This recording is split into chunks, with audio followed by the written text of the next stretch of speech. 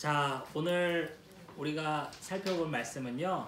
로마서 1장 8절부터 17절까지 보겠습니다. 1장 8절부터 17절까지 우리가 한 목소리로 읽는 것이 아니라 나누어서 읽겠습니다. 제가 먼저 8절 읽겠습니다. 주보 옆에 나와 있죠?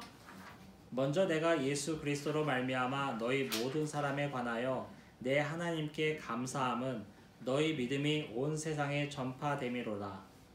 내가 그의 아들의 복음 안에서 내 심령으로 섬기는 하나님이 나의 증인이 되시거니와 항상 내 기도에 쉬지 않고 너희를 말하여 어떻게 하든지 이제 하나님의 뜻 안에서 너희에게로 나아갈 좋은 길 얻기를 구하노라.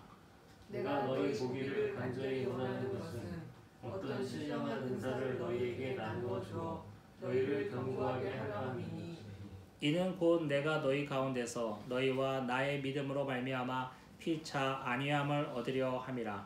형제들아, 내가 여러 번 너희에게 가고자 한 것을 너희가 모르기를 원하지 아니하노니 이는 너희 중에서도 다른 이방인 중에서와 같이 열매를 맺게 하려 함이로되 지금까지 길이 막혔도다. 헬라인이나 야만인이나 지혜 있는 자나 어리석은 자에게 다 내가 빚진 자라. 그러므로 나는 할 수 있는 대로 로마에 있는 너희에게도 복음 전하기를 원하노라.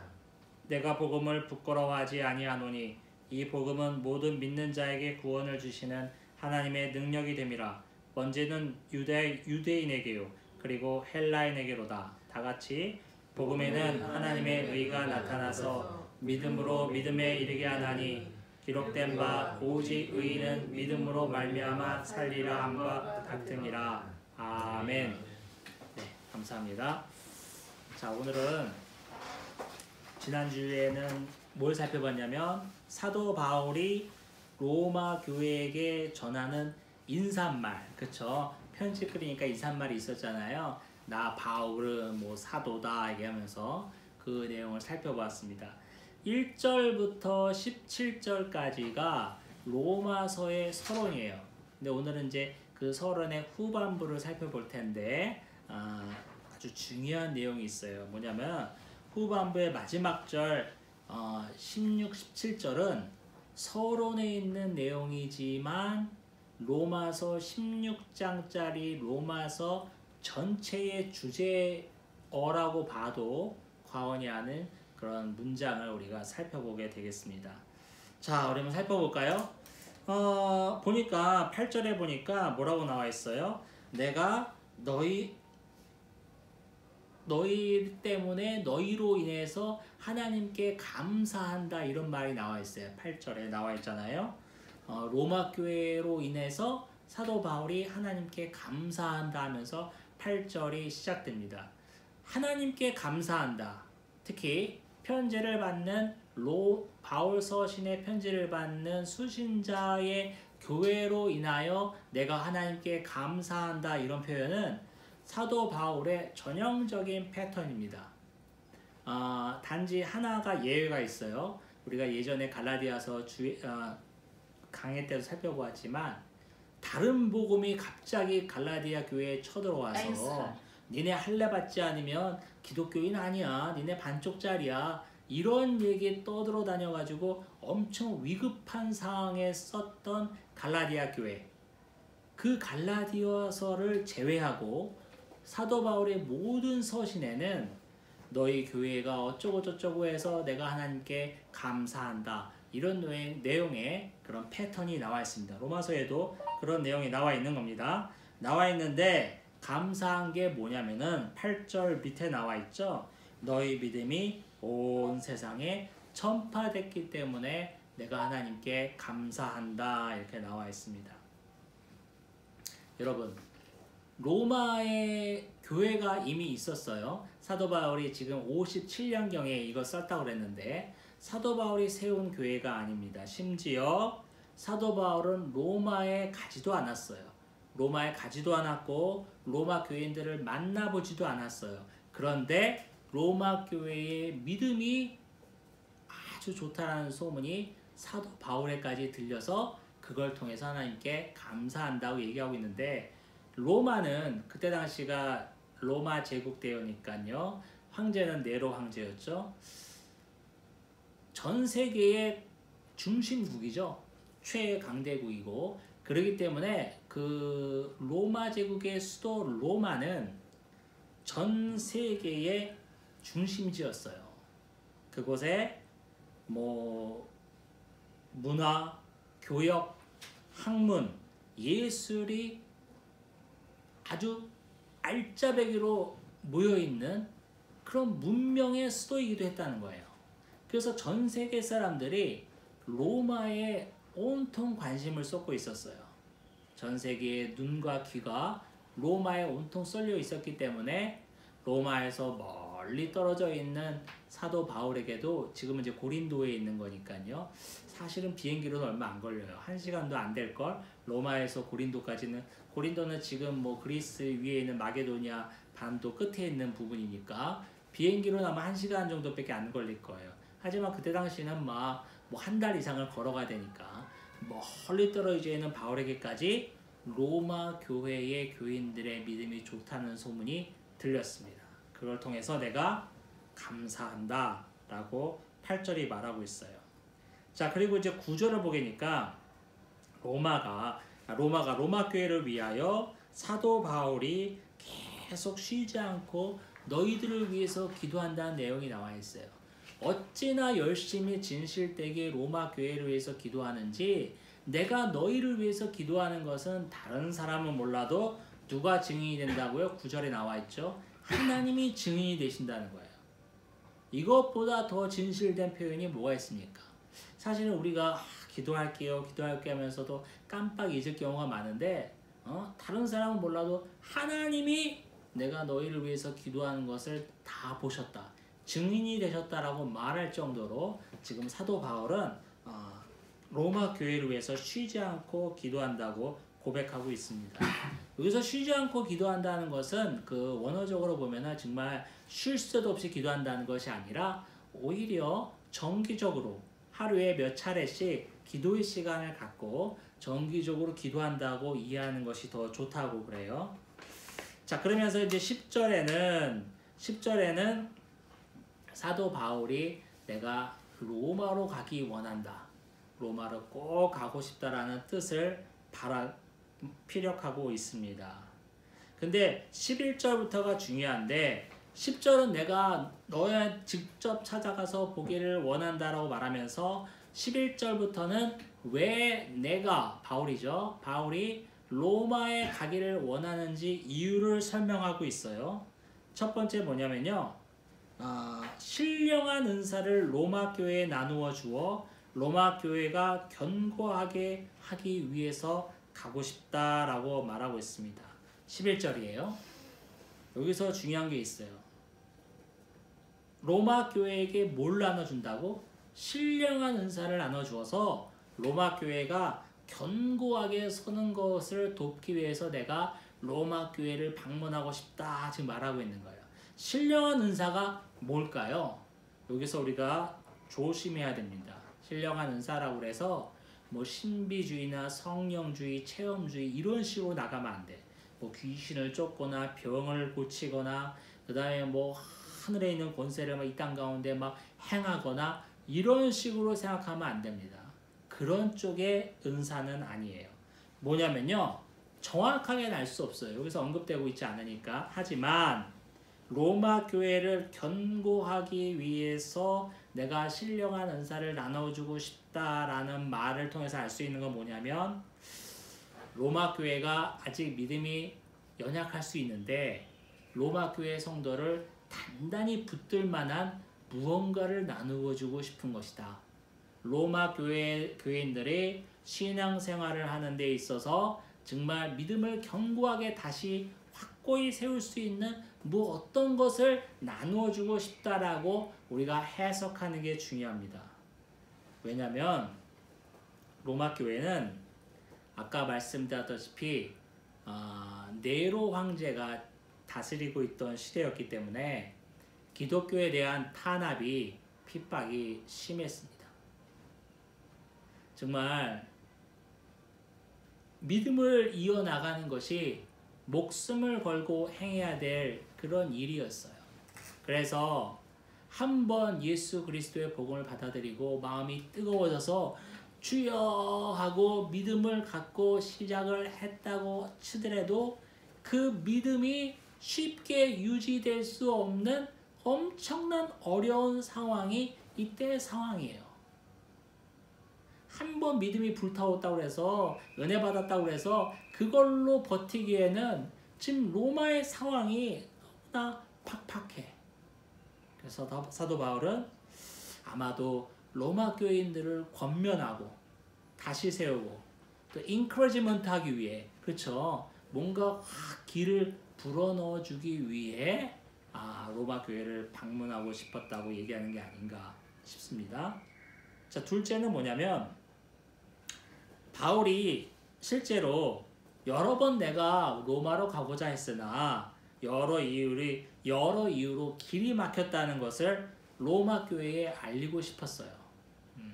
몸은 멀리 떠나져 있지만 내가 너희를 모르는 게 아니라 너희의 믿음의 발전의 소식을 듣고 있고 그를 통해서 내가 감사하고 있으며 내가 여러 번 너희한테 가고 싶었으나 길이 막혔었다라고 말하고 싶어서 로마 교회에 가고자 했습니다. 우리가 사도행전을 보면서 알겠지만 전도여행 1, 2, 3차 바울의 전도여행은 주로 마게도니아, 그 다음에 아가야, 일루리곤, 거기는 지금의 그리스 위쪽 지방이에요. 더 나가서 소아시아, 즉 지중해의 동쪽 편을 돌아다니면서 사도 바울은 복음을 증거했습니다. 사도 바울은 그런데 지난 시간에도 말씀드렸다시피 한 가지 더 목적이 있었어요. 목표가 있었어요. 뭐죠? 내가 여태까지 지중해 동쪽을 살펴봤는데 지중해 서쪽까지 가서 내가 복음을 증거하고 싶다. 그러기 위해서는 로마를 한번 밟고 거기를 선교 전초 기지로 삼아서 스페인까지 땅끝까지 복음을 전하고 싶다라고 그 마음이 있었다고 그랬잖아요. 그런데 오늘 그 뒤에 보면요, 13절에 보면은 첫 번째 뭐냐면 내가 여러 번 너희한테 가고 싶었으나 길이 막혔다라고 얘기하면서 또 내가 로마 교회를 가고자 하는 목적이 나와 있는데 내가 여태까지 돌아다니면서 1, 2, 3차 전도 여행을 통해서 교회를 세우고 복음을 증거하고 교회를 굳건히 하면서 그 열매를 맺었잖아요. 열매를 맺은 것처럼 로마 교회 가운데서도 로마 가운데서 내가 열매를 얻기 위해서 가고 싶다 라는 말을 지금 또 하고 있습니다. 자, 세 번째 보겠습니다. 세 번째 로마를 방문하고 싶은 이유는 뭐냐면 로마에 있는 성도들에게 할 수 있는 대로 복음을 전하고 싶어서 내가 로마를 방문하고 싶다라고 얘기하고 있습니다. 근데 바울은 왜 그토록 로마의 성도들에게 복음을 전하고 싶었을까요? 왜 그랬을까요? 아까 말씀드렸다시피 사도행전을 통해서 우리가 알고 있는 것처럼 바울의 1, 2, 3차 전도 여행을 통해서 지중해 동쪽 지역의 온갖 곳을 돌아다니면서 복음을 증거하고 교회를 세우고 교회를 굳건하게 하는 일을 했어요. 그러면 이제 좀 쉴만도 하잖아. 잠깐 쉬었다가 좀 안식을 취한 다음에 재정비를 해서 다시 떠나도 되고. 그런데 바울이 지금 쓰고 있는 내용을 봐서는 내가 지금 3차 전도여행을 마치면서 이 글을 쓰는 거니까 잠깐 쉬었다가 너한테 가겠다 이런 뉘앙스가 아니라 지금 헌금 거둔 거를 다 예루살렘 교회에 내고 나면 바로 득달같이 로마로 떠나고 싶다라는 뉘앙스를 얘기를 하고 있는 거예요. 왜 그럴까? 왜 그럴까? 그 이유가 어디에 나와 있습니까? 14절에 나와 있어요. 헬라인이나 야만인이나 지혜 있는 자나 어리석은 자에게 내가 다 빚진 자다. 그러기 때문에 여태까지 전도 여행을 했음에도 불구하고 잠깐 쉬지도 않고 바로 로마로 가고 싶다라고 바울은 얘기하고 있는 거예요. 여기서 한 가지 살펴볼 것은 헬라인이나 야만인이나, 요거는 좀 우리가 오해가 있을 수 있어요. 제가 설명드리겠습니다. 여기서 헬라인이라는 것은 헬라어 문화권에 있는 사람들을 말하는 거예요. 지금 로마가 헬라어 문화권에 있죠. 그때 당시에는 계속 헬라어가 공용어였었어요. 1세기 당시까지만 해도.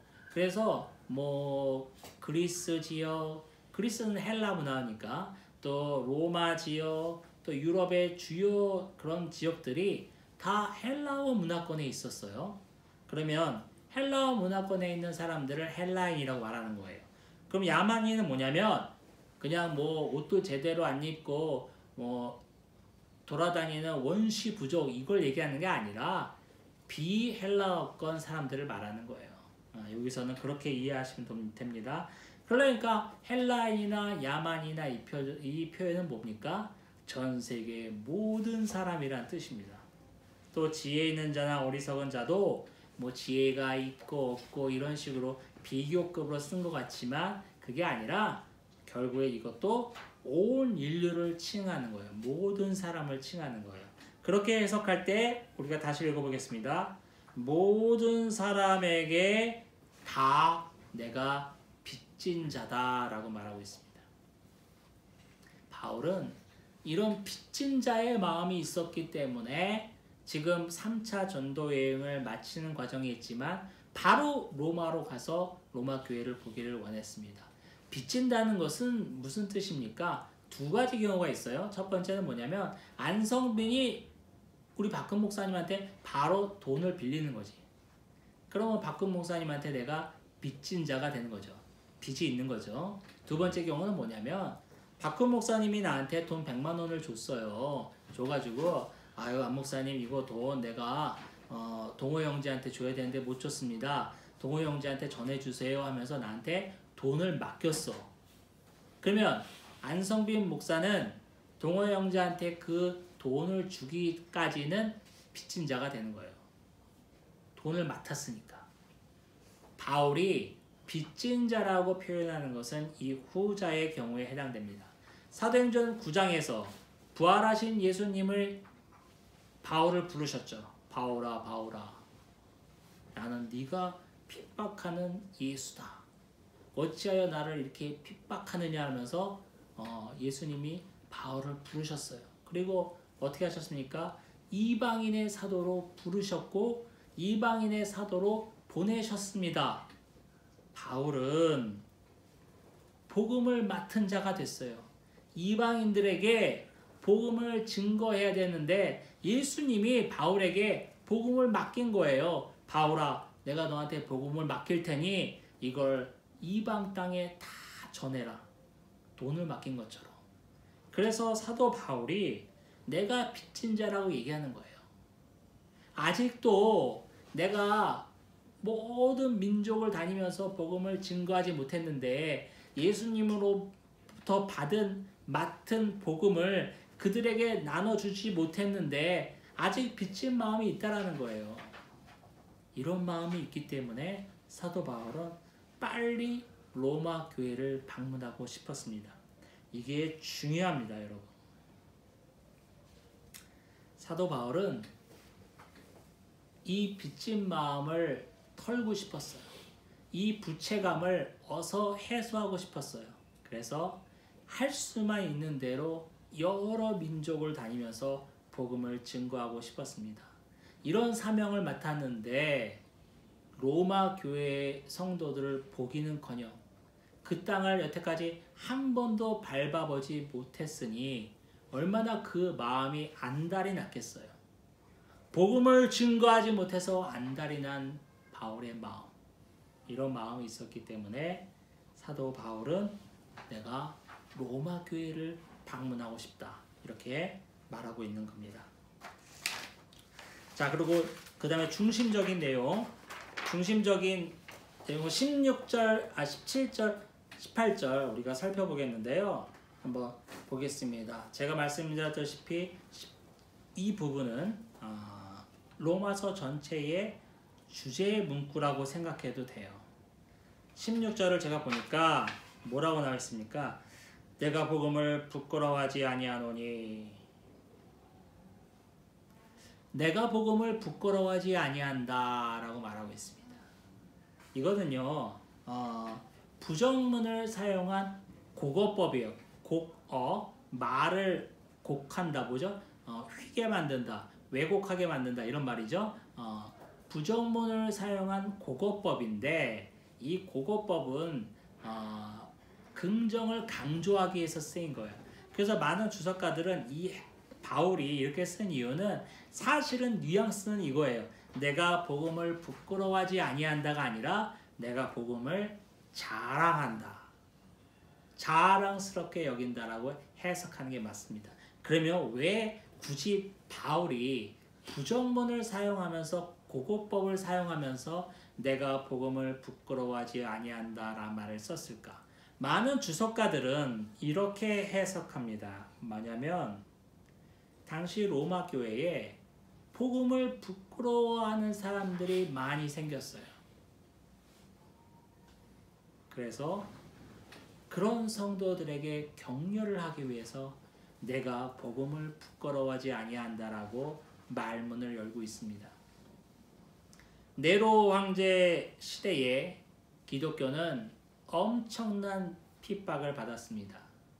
또 네로 황제의 재위 시기에 로마에 큰 화재가 일어나죠. 큰 화재는 네로가 약간 정신분열이 있었어요. 그 다음에 공상가였어요. 그렇기 때문에 내가 이 로마를 다 불태우고 내 뜻에 맞게 나의 권위와 나의 능력과 나의 전능함을 나타낼 수 있는 새로운 로마를 재건하고 싶어서 정말 미친놈처럼 로마에 불을 질렀어요. 그런데 사람들이 알게 된 거야. 이거 황제가 불질렀다며. 여론이 들끓기 시작했습니다. 그래서 로마의 황제 네로는 무서워서 안 되겠다 싶어서 누구한테 돌릴까 딱 둘러보니까 누가 있어? 그래도 가뜩이나 지금 계속 골치를 섞고 있는 유대인들이 있단 말이야. 그래, 그러면 유대인들이 불을 질렀다고 얘기하자. 이러면서 그렇게 누명을 씌워서 유대인들을 잡아 끌어들이고 방화범이라고 막 다 불태우고 형벌을 가했단 말이에요. 그 와중에 기독교인들이 많이 당했어요. 또 기독교인이라는 이유만으로도 얼마나 많은 핍박과 죽음을 당했습니까? 사자밥이 됐습니까? 어저께만이라도 나랑 같이 앉아서 예배드렸던 김 집사님이 들어보니까 오늘 갑자기 끌려가서 사자밥이 됐대. 이런 소식을 듣는 로마 교인들이 복음을 부끄러워하게 생각했어요. 온갖 핍박을 하는 로마의 칼과 창칼날 안에 그 창과 칼날에 무기력하고 아무런 저항을 못하는 복음이 부끄러워지기 시작했어요. 과연 내가 믿는 이 믿음이 무언가? 이렇게 사람 구실 못하면서 땅속에 처박혀 있으면서 예배드리고 온갖 손가락질 밟고 붙들려 가면은 화형을 당하던가 사자밥이 되는 이 복음은, 이 그리스도의 십자가는 도대체 무언가? 예수 그리스도는 다시 살아나심으로 스스로 하나님이심을 입증했다고 하는데 그 하나님은 어디 가고 그 성도들은 날마다 끌려가서 이렇게 개죽음을 당하는가? 복음이 부끄러워지기 시작했어요.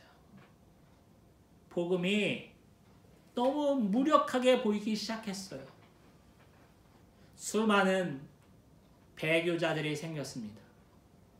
복음을 버리고 예수 그리스도의 십자가의 도를 버리고 다시 유대인으로, 다시 일개 로마의 시민으로 돌아가는 신자들이 아주 많이 생기기 시작했어요. 그래서 사도 바울은 굳이 부정문을 써가면서 고고법으로 내가 복음을 부끄러워하지 아니하노니 라고 말하고 있는 겁니다. 그러면 왜 사도 바울은 복음을 부끄러워하지 않을까요? 16절 하반절에 보면 나와 있는데요. 복음은 모든 믿는 자에게 구원을 주시는 하나님의 능력이기 때문에 복음을 부끄러워하지 않는다고 말하고 있습니다. 지난 시간에 제가 말씀드렸다시피 복음은요, 우리 안에서 나오는 게 절대 아닙니다. 우리의 공로와 행적, 선행과 구제, 이 어떤 행위를 통해서 복음이 나오지 않아요. 구원이 나오지 않아요. 100% 전적으로 하나님으로부터 발생하는 것이 구원이고 복음입니다. 그렇기 때문에 사도 바울은 복음을 자랑한다고 얘기하는 거예요. 내 행위와 공로와 업적과 봉사와 구제와 헌금과 교회를 위한 어떤 의로운 행동을 통해서 복음이 나온다면, 구원이 나온다면 자랑할 게 없어요. 왜? 내가 해서 된 거니까. 하지만 나한테서는 발생한 게 하나도 없고 100% 하나님으로부터 구원이 온 것이기 때문에 구원을, 복음을 자랑할 수밖에 없다라고 얘기하고 있는 겁니다. 그리고 또 아울러 우리가 사도행전 첫머리에서부터, 로마서 첫머리에서부터 살펴봤죠. 예수 그리스도의 종 바울은 바로 자신을 복음 앞에 노예로 낮추는 일이 생기는 겁니다. 내가 한 게 있어서 이게 됐으면 나를 낮출 필요가 없어요. 내가 했으니까. 아니잖아요. 내가 한 게 아무것도 없는데 전적으로 하나님으로부터 발생되고 나한테 임한 복음이기 때문에 그 복음을 자랑할 수밖에 없고, 내가 한 게 아무것도 없기 때문에 그 복음 앞에 나를 노예로 낮출 수 있다라고 바울이 얘기하고 있는 겁니다. 자, 그 다음에 보겠습니다. 이 복음은 모든 믿는 자에게 구원을 주시는 하나님의 능력이 됨이라. 먼저는 유대인에게요, 그리고 헬라인에게로다. 자, 이 복음이 하나님의 능력으로 모든 믿는 자에게 구원을 주시는데, 여러분 이렇게 해석할 때 있어서 모든 믿는 자에게 구원을 주신다고 했기 때문에 우리가 믿었기 때문에 구원을 받는다고 해석하면 안 된다고 그랬죠. 오히려 거꾸로 구원을 받았기 때문에 우리가 믿게 되는 거예요. 자, 근데 그 구원이 어떻게 됐다고요? 먼저는 유대인에게요, 그리고 헬라인에게도. 자, 여기서 먼저는 유대인에게 구원이 임했다고 말하는 거예요. 이건 왜 그렇죠? 로마서 2장에서 예수 그리스도를 소개할 때, 또 복음을 소개할 때 뭐라고 나와 있어요? 성경에 미리 약속하신 것이다 라고 2절에 나와 있어요. 이 복음이 어느 날 갑자기 하늘에서 뚝 떨어진 게 아니라 성경에 그토록 예언되어 있던, 예고되어 있던 복음이다 라고 말을 했잖아요, 2절에서. 그런데 오늘 16절에서는 그 복음이 먼저는 유대인에게 임했다라고 말하고 있습니다.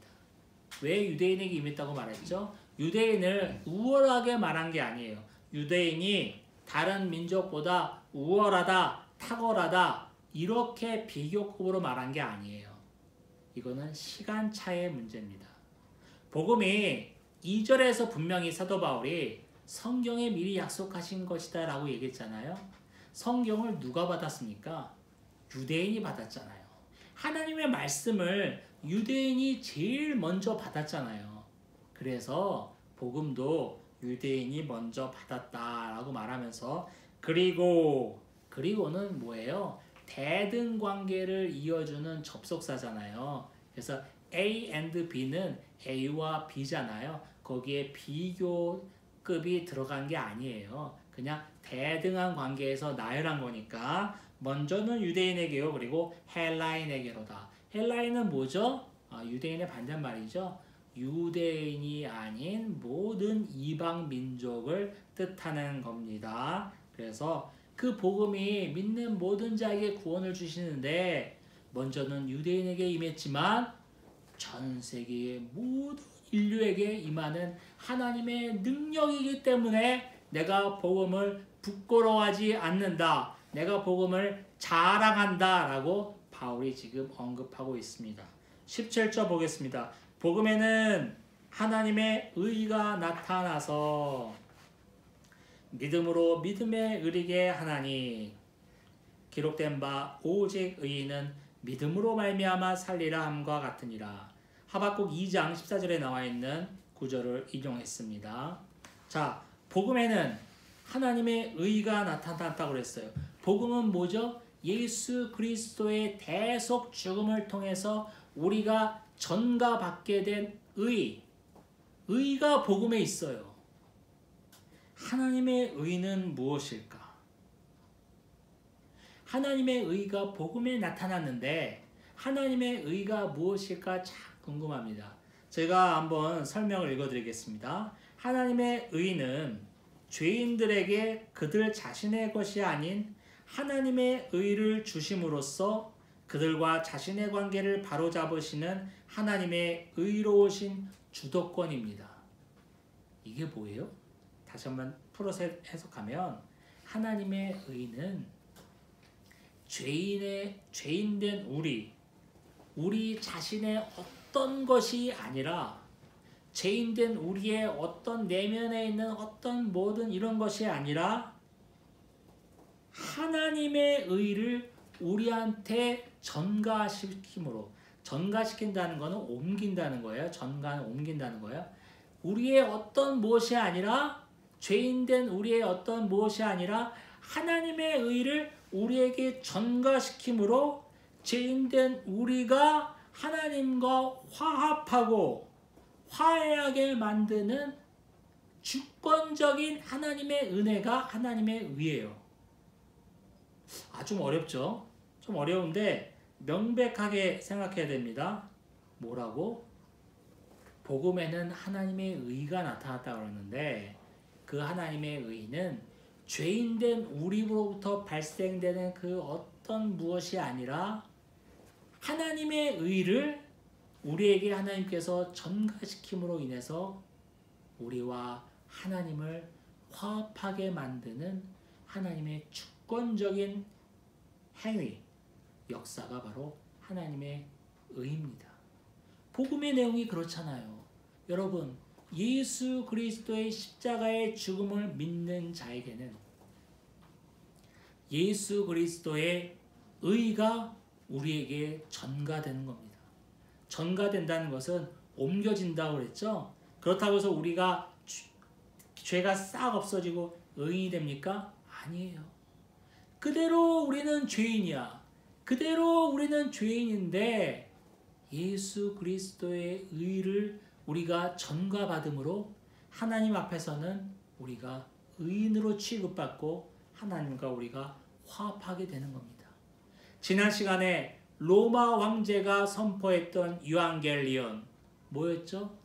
극악 죄인을 사면해 주는 거. 너 안성빈,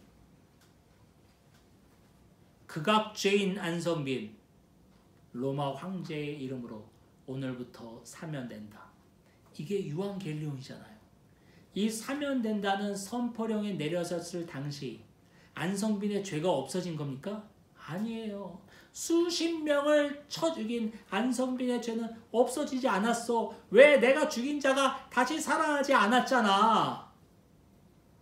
안성빈의 죄는 그대로 있어요. 그런데 풀려났어. 왜 풀려났지? 권능이 넘치는 로마 황제의 명령으로 풀려난 거예요. 그리스도의 복음을 통해서 우리가 구원받게 되는 것도 이와 같다고 말씀드렸잖아요. 나는 그 죄가 그대로 있어요. 저와 여러분의 죄는 그대로 있단 말이야. 극악무도하고 정말 시기, 질투, 욕심, 탐욕 모든 것이 끌어넘치는 이 죄는 그대로 있어요. 그런데 우리를 대신해서 십자가의 죽으심으로 하나님의 율법을 다 이루신, 하나님의 의를 다 이루신 예수 그리스도의 의를 우리가 믿음으로 말미암아 예수 그리스도의 의가 우리에게 전가되었잖아요. 그 전가됨을 받았다는 것만으로도 하나님은 더 이상 안성빈의 죄를 묻지 아니하시고 여전히 살아있는 그 죄를 보지 않으시고 하나님의 자녀로 삼아주시는 거예요. 하나님과 내가 화합하게 해주시는 거예요. 이게 뭐라고? 하나님의 의예요. 복음에는 하나님의 의가 나타났습니다. 그렇잖아요. 복음에는 하나님의 의가 나타났습니다. 하박국서 2장의 내용을 인용하면서 의인은 믿음으로 말미암아 살리라 함과 같다라고 또 설명하고 있습니다.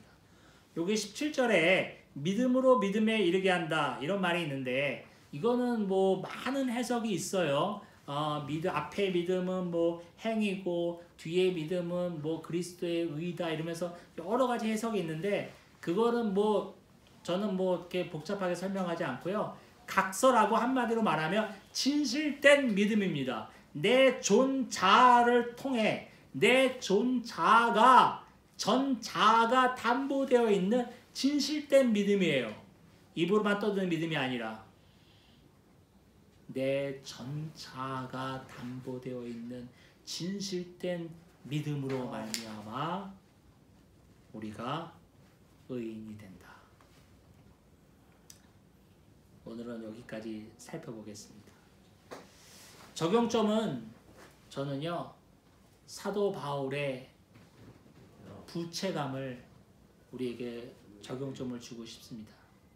여러분, 사도 바울은 모두에게 비쳤다고 그랬어요. 내가 예수로부터 맡은 복음이 있는데 이거 다 전하라고 하나님한테 나한테 맡겨주신 건데 아직도 못 돌아다닌 곳이 많아. 아직도 못 만난 사람들이 많아. 그래서 이거 때문에 이 부채감 때문에 내가 안달이 나 있어. 이거 빨리 전해줘야 되는데 돈 맡겼는데 전해줘야 될 거 아니에요. 저와 여러분 가운데는 이런 복음에 대한 부채감이 있습니까? 전도에 대한 부채감이 있습니까? 전도 그러면 교회에서 의례적으로 날마다 떠드는 말, 더 나아가 요즘 시대에는 정말 먹히지도 않는 구시대적인 종교 행사로 저와 여러분은 생각하고 있지 않습니까? 아닙니다. 오늘 사도 바울을 보면서 이거를 전하지 않고서는 내가 안달이 나 있는 사도 바울을 보면서 우리 자신을 되돌아보길 원합니다. 세상이 아무리 변하고 4차 산업시대, 메타버스 시대 난리 버거지를 쳐도 전하는 자가 없으면 복음을 들을 자가 없습니다.